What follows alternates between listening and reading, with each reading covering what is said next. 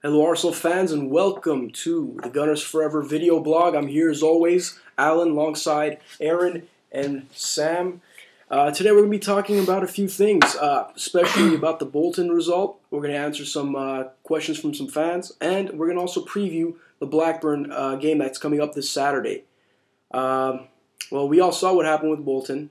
I don't think anybody out there would be happy at all with how we played. And what exactly happened out there, Aaron? Fill us in. Well, I think the main thing that the Bolton game proved was that it's really all down to the manager. Our players, while some of them did underperform, really the manager is mostly at fault, whether it comes down to bad substitutions or just a bad pick of a starting 11. I mean, Oxlade-Chamberlain, great. Again, he was my man of the match. Ramsey, as usual, underperforming. I would have definitely liked to see Rosicky there. I thought Rosicky also came on way too late. One of the major criticisms I have with the substitution pattern was bringing on Henry for Oxlade-Chamberlain.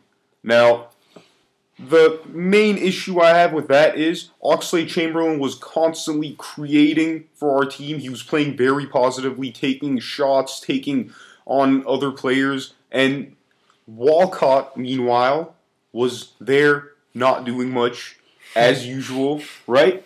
You guys definitely agree with that. And why not take out Walcott? I mean, even when you brought in Henry, Walcott still didn't do anything. That's ridiculous.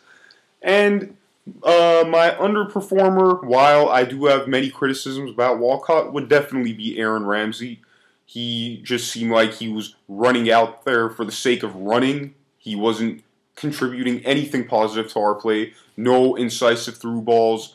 No putting his foot in the challenge. And even his finishing, obviously, with that one clear chance, was just lackadaisical. I didn't like it at all. Sam, your thoughts? Aaron, I mean, it was a much different from the Aston Villa game. It was the same type of performance. Walcott, as usual, horrible. Aaron Ramsey running around for the sake of running around. Oxlade-Chamberlain, I agree, he was the man of the match for me as well. But Theo Walcott was the worst player on the pitch that day. And what I didn't like about Theo Walcott was he was just like a robot, man. He kept running down the line. He had no technical ability on that side. He would run. He wouldn't know what to do. He would stare at the defender. He couldn't move. Yeah. He lost the ball. If he touched the ball 20 times that night, he lost the ball 18 times. It was a ridiculous performance. Yeah, and very disappointing, too, considering his comments. Yeah. Well, I came out on the last video blog and I told you that I thought that Theo Walcott was going to perform well. I apologize. He did not perform well. You couldn't have known. I mean, I really thought he was going to go out there and do something that day. Against Bolton, especially. Yeah. We talked about, the Bolton's fullback and Walcott's speed. Yeah. It was going to work out, but it definitely did not work out for our favor. Van Persie, some of the better players on our team, like Van Persie. Arteta, solid as usual. Van Persie, I feel like he needed to run back a little more. He wasn't getting enough touches on that ball, even though he did create chances for himself, as usual. He always does create chances for himself. He wasn't getting enough touches on the ball. The more touches we give to Van Persie, the higher our chances to score. But I mean, if the guy doesn't run back to the midfield, how are we, going to give him the ball? So, like I said, man of the match, Oxlade-Chamberlain. Underperformer of the match for me, Theo Walcott. Yeah, and to add to what Aaron and Sam had to say, it was an inept performance. If you guys are reading our blogs, you read the post-match reports that we put out, and we highlighted how bad our team played, the inept ability to even score. We just couldn't finish the ball either. How many chances did we have, guys? We had a few chances. We had at least 3 clear-cut chances. We could have put the game away very early. And if you also follow us on Twitter, we talk about the games all the time. And at halftime, we tweeted, "This is exactly what can happen if you don't finish, the ball. You'll fall behind." And in this game, luckily, we got out with a 0-0. Something, the Chesney one-on-one. Jesus with Davies, that could have been horrific. That would have destroyed us, and that would easily be the low of the year. They had Bolton's had, I think, 3 clean sheets the entire season, and against us, another one. Yeah, it was a joke. Yeah, I think it really emphasized how important it is to build a lead against these smaller teams very early. Yes. So, because most of these teams aren't very resilient. So, you score 1 goal, okay, you score that second goal, they're gone. There's no coming back for them, especially since their attack usually comes in the form of 1 counterattack every 15 or 20 minutes max. So I agree with you, Aaron, but I mean, what was more disappointing than our offense was our defense. They had way too many chances on us. I mean, our defense looked horrible. The Ngo had way too many chances.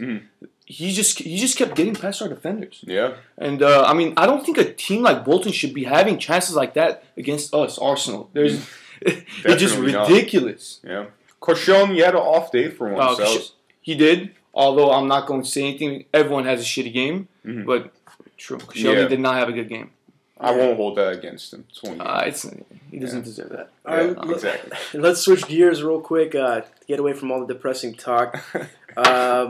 We have a few questions from fans that we'd love to answer. The first question comes from Robert, who's asked, "Who can we sign in August?" Well, my answer to you, Robert, is it's too early to decide right now. Who knows how injuries are going to play out? It's way too early. But we have thought of a few players that could be making their way to the Emirates if possible. And one of them is Etienne Capoue. And if you're not familiar with him, Aaron, would you like to talk a bit about him? Yeah. Etienne Capoue, he basically plays the same role that Alex Song does for Toulouse in French Ligue 1. And what I like about Etienne Capoue and what makes him different from a player like Song is that he knows his job as a defensive midfielder. He plays in that anchor role, sitting right in front of the defense. And, he wins the ball with his superior physical attributes and his good tackling ability. And he knows immediately to pass the ball. That's like his job. Alex Song. Yeah, exactly. That's his job. He sticks to it. Nothing more than that. So, Etienne Capoue is definitely one player that we've all agreed on as a possible August transfer. At least give him a look. Yeah. That's the very least we can ask. A very solid player. Very all-around, good defender. Knows his role. He can be a big, big contributor for Arsenal if, the move happens. Our next question comes from Ronald. Actually, he has 2 questions. The first question is, the January window is now closed. Can we claim a top 4 spot? What are your thoughts? Absolutely. Our team is out of form at the moment, but I feel like if everyone picks up their slack, they could definitely do a good job. We are a good team.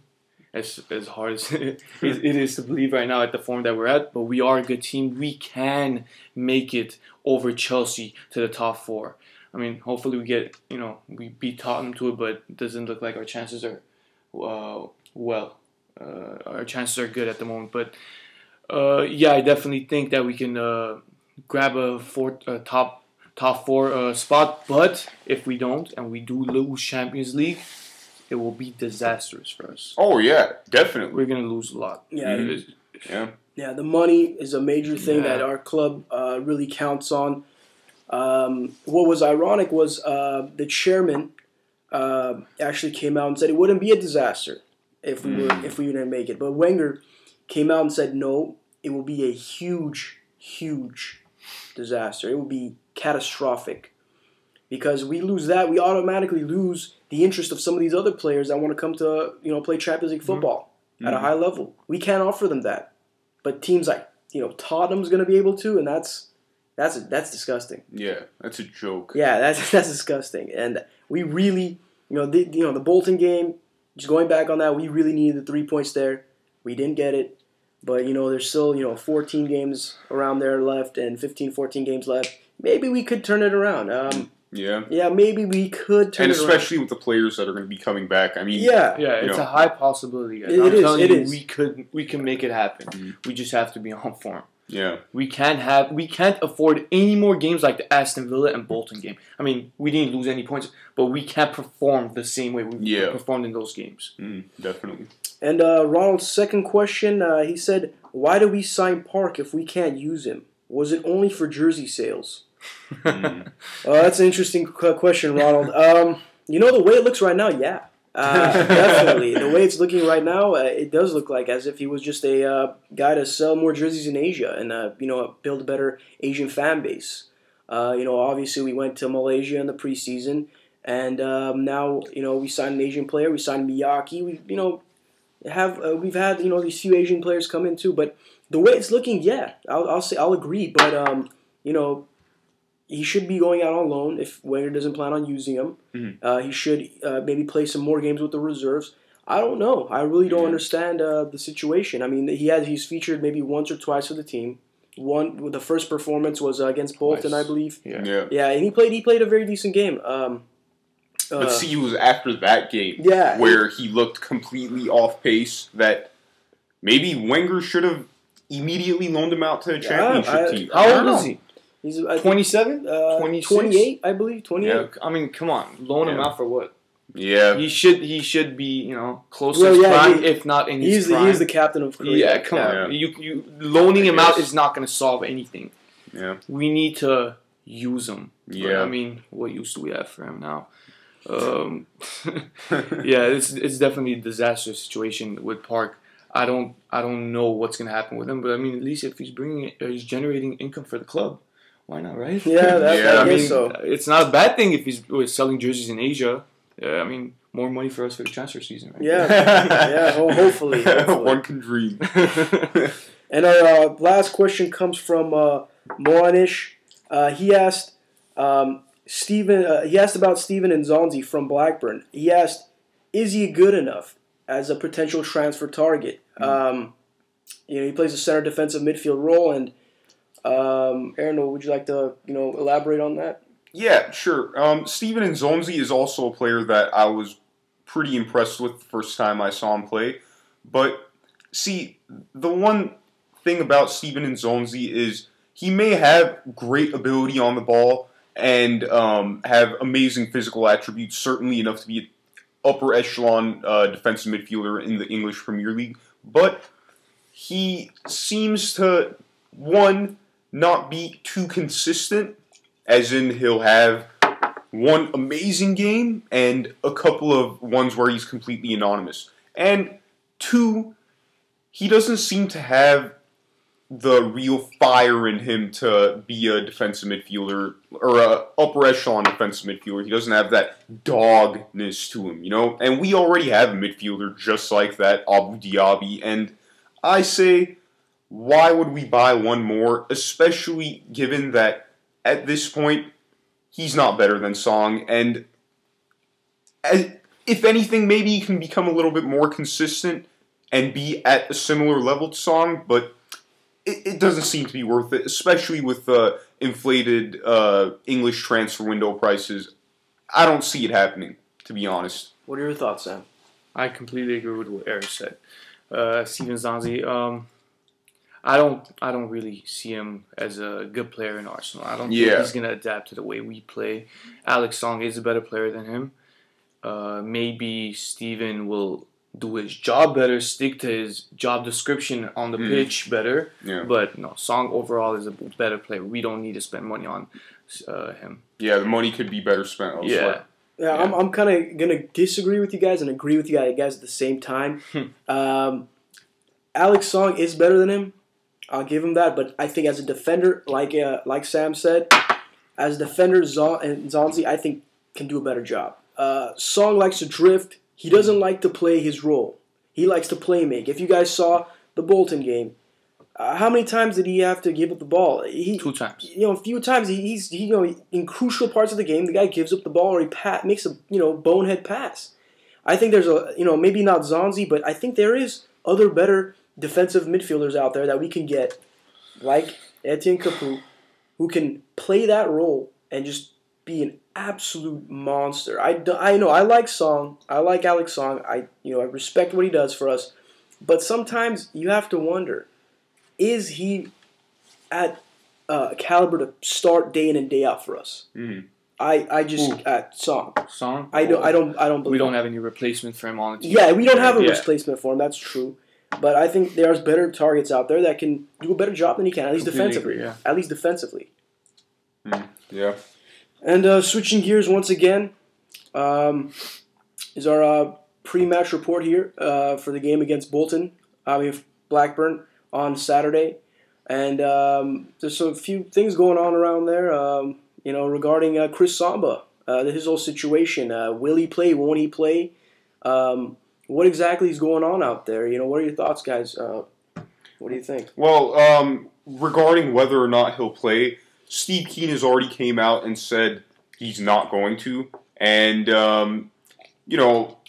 I really think that is that's crucial to our chances in the game, because Christopher Samba, not only does he act as a defensive player for them, he also joins into the attack all the time, meaning that Blackburn is a huge threat on set pieces. And without him, I mean, there's really no one that could affect us that much. Yeah, they have Yakubu, but, I mean, it all depends on whether or not they can give the service to Yakubu. And normally they can't, Their best bets are on corner kicks and the long throw-ins from Pedersen. And Christopher Samba is the main target for all of those. Pedersen's long throw. Yeah, they're crazy. They're freakishly long. Yeah. And, adding to what Aaron had to say, if Chris Samba is not going to feature in this game, it's really going to change the way Blackburn play against us. If you guys remember the last time we played Blackburn, it was, I hope you don't remember, but, the way it turned out, it was just, a couple freak goals here and there, and next thing you know, not a good result. Not a good result at all. And we just hope that the same thing doesn't happen. That would probably save Steve Keane's job. Yeah, back then, everyone was wanting his head, and he went out there and got a good result for them, and could have possibly saved his job with that game. Yeah. Let's talk a little bit about who's going to start for us. Sam, what do you think this projected starting lineup will be? Szczesny in goal, Sonia right back. The center defenders are going to be Koscielny, Mertesacker, left back. Vermaelen. Yeah. Vermaelen. Defensive midfielder, Song. Arteta and Ramsey are going to play. So, sadly, Rosickie's not going to start over Ramsey. They're going to give it to Oxlade again. He's been performing well. Mm-hmm. And you got Van Persie and Walcott. I mean, nothing's going to change. Wenger's not changing what his starting lineups. I mean, it's not working out, but he's a hard-headed man. I mean, and I mean, if he does choose to field the same starting lineup as he did against Bolton, then I mean, it really shows us that this guy, he just, I don't get it. What's with the blind faith in Ramsey? I mean, come on. This entire season, every game, he's underperforming. How does Wenger stick with that guy, man? I don't get it. Yeah. It's completely bizarre to me. The only possible solution that I can come up with is if Wenger's not willing to change his tactics, especially if his previous tactics aren't successful, why is he still in the job? But that's a completely different topic for a completely different day. I mean, what Wenger can do, but he will never do, is play the punishment card. A guy like as young as Ramsey, feeling that his role is secure in the team, well, at least until Wilshere comes back, he's going to go out there. I mean, I'm not going to say he's not going to give 100%, but he is not going to bank on, oh man, I need to have a good game, or I'm going to be on the bench. He knows his role is secure. If Wenger plays the punishment card and says, okay, Ramsey, you're on the bench, I think he'll get his shit together. That's another thing he needs to do to Walcott. I mean, when those guys sit on the bench, I think they're going to get it. I mean, Walcott wants a pay raise too. I just realized. What's up with that? God, man. Yeah, definitely. I think, something a little bit more different than what Sam had thought. I really think Arshav's going to be starting. over Oxlade-Chamberlain. Really? I really think so. Yeah, I was scared about that too. Yeah, I really think so, and that's just because not only has Oxlade-Chamberlain played, past 2 games. The guy could be tired. At least what Wenger thinks. Mhm. But I hope that he doesn't take out Oxlade-Chamberlain and maybe takes out Walcott. Yeah. And maybe, they could work something out there, That would be great to have both of them, see what they can do. As much as Arshavin has, underperformed, hasn't played good at all. Mhm. You never know. Yeah, and I feel like a lineup of Oxlade-Chamberlain and Arshavin will kind of fit into the same and more successful 4-4-2 formation that we had in the years like 2008, 2009. Not to say that it's going to be a 4-4-2 formation, but I mean that the wingers are going to be more like playmakers rather than straightforward dribble down the line and cross it in. They're going to be more involved with giving through balls to Van Persie, and that could ultimately work out.